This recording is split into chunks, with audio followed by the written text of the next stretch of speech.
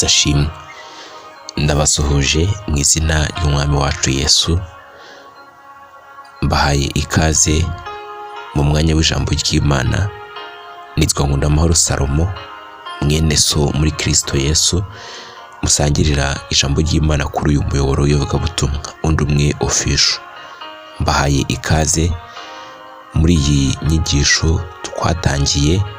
Iki ni igice cyayo cya kabiri ivuga ngo ibintu 15 twakwigira kuri Dawidi. Dawidi twamuvuzeho mu nyigisho ya mbere, twamuvuzeho ibintu bibiri twamusanganye kandi natwe byatugirira akamaro, dore ko muri Bibiliya ari we muntu Imana ivuga ngo afite umutima umeze nk'uko Imana ishaka. Turimo kurebera hamwe impamvu zaba zarateye Imana kumubwira iri jambo, cyangwa se kumutangira ubu buhamya, cyangwa se kumutangaho reference ku buryo abantu bo nyuma ye bakwigira amasomo kuri we. Mu nyigisho iheruka twavuze ibintu bibiri. Icya mbere twavuze ko Dawidi yizeraga Imana byuzuye, kandi icyizere cyose hatagize na gike gisigaye akagishyira mu Mana. Turongera tuvuga ikindi kivuga ngo ibyo Dawidi yageragaho ntago yabyirataga cyangwa se ngo abyiyitirire, ahubwo yumvaga ko ari Imana ibimugejejeho. Nyuma y'aka karuhuko turakomeza.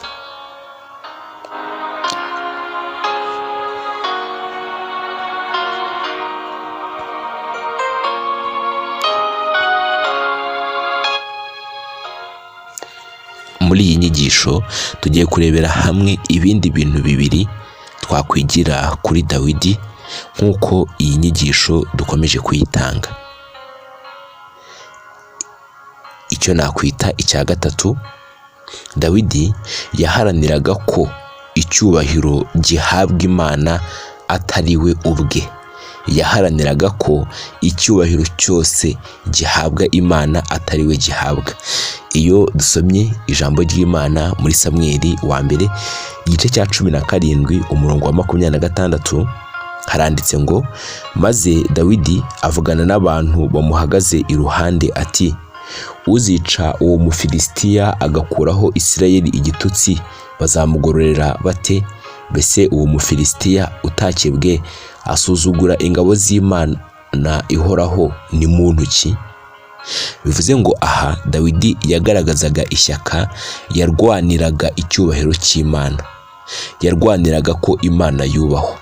Hari igihe bitagira icyo bidutwaye kuba muri sosiyete turimo hari abantu batubaha Imana, ntitugire n'icyo tubikoraho, tukumva twanihisha ntibamenye ko natwe dusenga cyangwa se twamenye Imana. Ariko mu by'ukuri uko ni ukunyagwa na Satani.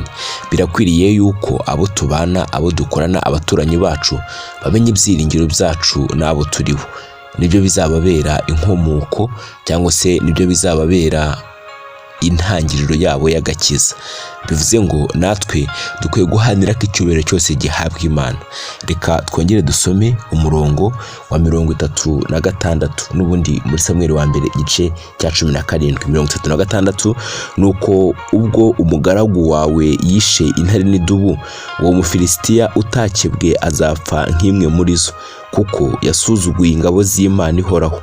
Bivuze ngo Dawidi ntago yemeraga ko izina ry'Imana risuzugurwa, oya, ahubwo yumvaga uko ashobojwe n'Imana yakora igishoboka cyose ngo izina ry'Imana ryubahwe, atari we ubwe urimo kwishakira icyubahiro. Reka nongere nsome 46 n'ubundi muri iki gice haranditse ngo, uyu munsi Uwiteka arakungabiza nkwice nguce igihanga, kandi ndakugaburira ibisiga byo mu kirere n'inyamaswa z'inkazi zo mu ishyamba, intumbi z'ingabo z'Abafilisitiya, kugira ngo abo mu isi yose bamenye ko muri Isirayeli harimo Imana. Bivuze ngo Dawidi yagakwiye kuba avuga yuko nakora icyo ngicyo izina rye riribumenyekane, abantu bakamenya ko hari umuntu wishe igihanga cyari kimaze iminsi 40 harabuze umuntu ukegera. Ariko Dawidi afite umutima nyabona wo kuvuga ngo Imana imenyekane muri Isirayeli, abonamo icyubahiro cy'Imana. Hari ibyo ugezeho, hari intambwe uteye, ibuka yuko ari Imana itumye utera iyo ntambwe. Uvuge ngo icyubahiro cyose ntabwo gikwiriye njye. Hari impano Imana iguhaye, hari ibitangaza iri kugukoresha, hari ahantu kuri kugejeje, vuga ngo ni ubuntu bw'Imana gusa, ibindi ni Imana yabingabiye. Ese hari ikintu umuntu yabasha guhabwa atagihawe n'ijuru? Ntacyo. Rero ibuka ko icyubahiro cyose kidakwiriye guhabwa wowe. Ijambo ry'Imana riratubwira ngo umuntu nakorera Yesu cyangwa se umuntu nakorera Data, ngo Data azamuha icyubahiro. Bivuze ngo ntabwo icyubahiro twe tukishakira, abaharanira kukishakira basoza nk'uko Satani byamugendekeye ubwo yari marayika w'umucyo agashaka kugira icyubahiro gisumba icy'Imana.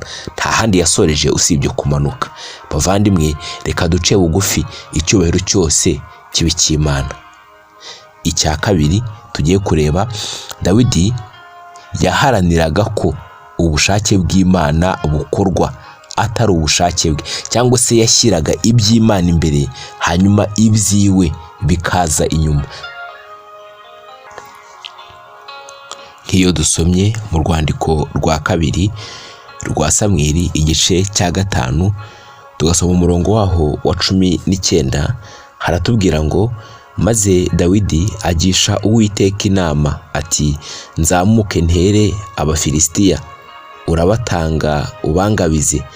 Uwiteka asubiza Dawidi ati, zamuka kuko ntari bubure kukugabiza Abafilisitiya. Dawidi uyu urimo ugisha Imana inama, mwibuke ubuhamya bwe ubwo Sawuli yashakaga uwuzaza kumucurangira bari kumuvuga. Dawidi bavuga ko ngo ari umugabo w'intwari, w'umunyantambara kandi ukomeye rwose, ufite intwaro, ufite ubuhanga mu ntambara.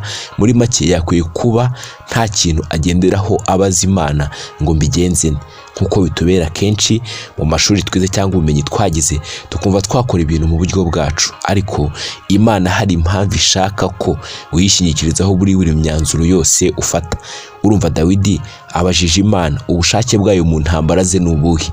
Nawe ujye ubaza Imana ubushake bwayo mu byo ukora, icyerekezo igushakamo, ibyo ishaka kuvuga, ibyo ishaka gukora, ibyo ishaka ko ujyamo n'ibyo ishaka kutajyamo. Nuyigira inshuti gutya bizakorohera, kandi mu bukristo ubeho wumva ufite umudendezo ufatanya n'Imana, dore ko ijambo ry'Imana ritubwira ngo yaduhamagariye gufatanya n'umwana wayo Yesu.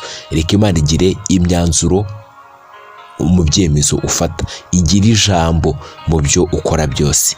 Hanyuma turongera nanone dusome 5, ariko turasoma umurongo wa 22. Bukeye Abafilisitiya bongera kuzamuka ubwa kabiri, badendeza mu kibaya cy'Abarafa. Nabwo Dawidi agisha Uwiteka inama, aramusubiza ati, nturi buzamuke ahubwo ubace ikubo, ubarasukireho ahateganye n'ishyamba ry'imitugunguru. Bivuze ngo muri make Dawidi ntago avuze ngo ubwo nagishije Uwiteka inama ubushize akabangabiza n'ubu reka ngende, si ngombwa ko nongera kumubaza. Bavandimwe, ubusabane bwacu n'Imana bukwiriye kuba buhojejeho. Bivuze ngo ibyejo byari ibyejo, ariko si uyu munsi bw'Imana iranshakaye. Ubushize narabwirije, ubushize nakoze imirimo, ubushize nakoze ibi na biriya, ariko nanone ngarutse imbere y'Imana kongera kuvoma, niyo soko yanjye, nimo ndayibaza icyerekezo nshakamo. Muvandimwe, ujya wowe wegera Imana, ujya uyibaza uko igushaka, ujya uyibaza ibyo ugushakaho, ujya uyibaza icyerekezo igushakamo, ujya uyibaza uko ishaka ko ukora akazi kawe n'abo mugakorana.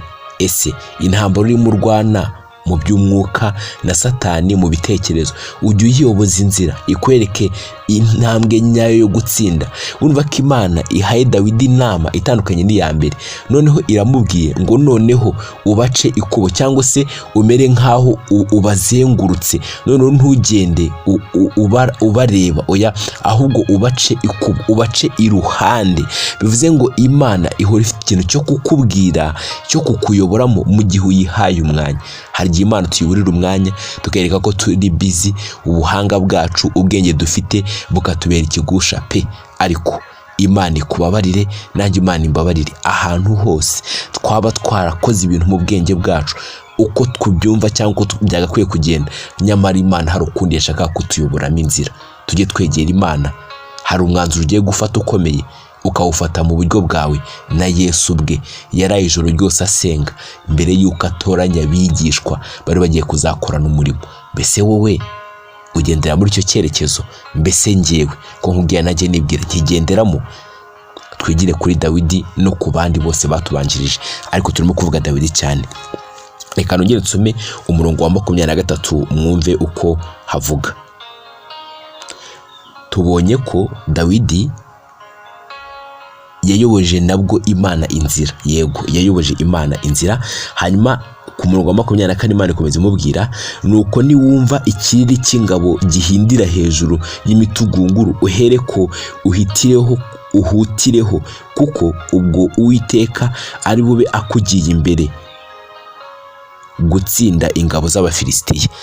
Niba ubyumvise, Imana ibaye nk'iyohereje ingabo cyangwa amajwi cyangwa se imirindi y'ingabo kugira ngo abo Bafilisitiya bumve ko hari ingabo nyinshi zije. Haleluya! Bivuze ngo ukumva yuko utari wenyine muri urwo rugamba. Ntuzaba wenyine niwemera ko Imana mugendana, niwemera ko Imana ikurwanirira. Ntubikore mu bwenge bwawe, ntiwirwarize. Imana ntishaka ko wirwariza, Imana ntishaka ko wirwanaho. Oya, Imana igufitiye ubutabazi. Pfukama uyambaze, uyibaze ngo mbigenze nte ko nshobewe. Icyama natwe ibingibi bikaduhindukira ubuzima. Reka nsoza nsome Zaburi 143 umurongo wa 10. Turimo kuvuga icya kabiri cyitwa Dawidi yaharaniraga ko ubushake bw'Imana ari bwo bujya imbere, agaharanira ko ibye niyo byahurirana n'iby'Imana. Icyo nashakaga n'Imana imbwira bihuriranye, akemera gufasha iki hasi akagendera mu cy'Imana, kuko nta kimana igutwaramo uzigira wicuza. Nta hantu Imana irimo gutwara hazigera haba habi, ahubwo aho Imana ikujyana hose ni heza. Niyo waba utabyumva urategekwa kumvira Imana. Bitabaye ibyo uzaganukira ubutware bwa Satani utabizi. Uko wumvira ubwami ni kujya munsi yabwo, uko wumvira Imana ni kujya munsi y'ububasha bwayo. Uko uhakana inzira zayo ni kugenda uyitarura uyijya kure, ujya munsi y'ubutware bw'umubi, kumurwanya bikakugora. Zaburi 143 umurongo wa 10 haranditse ngo, unyigishe gukora ibyo ushaka, kuko ari wowe Mana yanjye. Umwuka wawe mwiza anyobore mu gihugu cy'ikibaya. Reka nongere nsubiremo iki cyanditswe. Zaburi 143 umurongo wa 10, unyigishe gukora ibyo ushaka, kuko ari wowe Mana yanjye. Umwuka wawe mwiza anyobore mu gihugu cy'ikibaya. Reka dusenge. Mana, urakoze kongera kutwigishiriza ku mugaragu wawe wamudutungiye agatoki, utubwira ko ameze nk'uko umutima wawe ushaka. Hari ibintu wabonye mu mutima we washimye kandi uremera rwose, umutangaho reference. Ntabwo ari uko yari umukiranutsi cyangwa atakoraga ibyaha, ahubwo n'igihe yabikoraga yihutiraga kuza imbere yawe, akakwikubita imbere, akagusaba imbabazi, hanyuma akagira umutima umenetse cyane. Dusoza iyi nyigisho twari turimo, nari ndimo mvuga ibyerekeranye n'uyu mugaragu wawe. Natwe utwigishe gukora ibyo ushaka, tugendere mu bushake bwawe, tugendere mu byo udushakamo Mwami Yesu. Uduhe kugendera mu nzira zawe, uduhe guharanira icyubahiro cyawe Mwami, nicyo tugusabye. Urakoze, icyubahiro cyose nikikugarukire Yesu. Ushyirwe hejuru iminsi yose, kubera yuko ubikwiriye.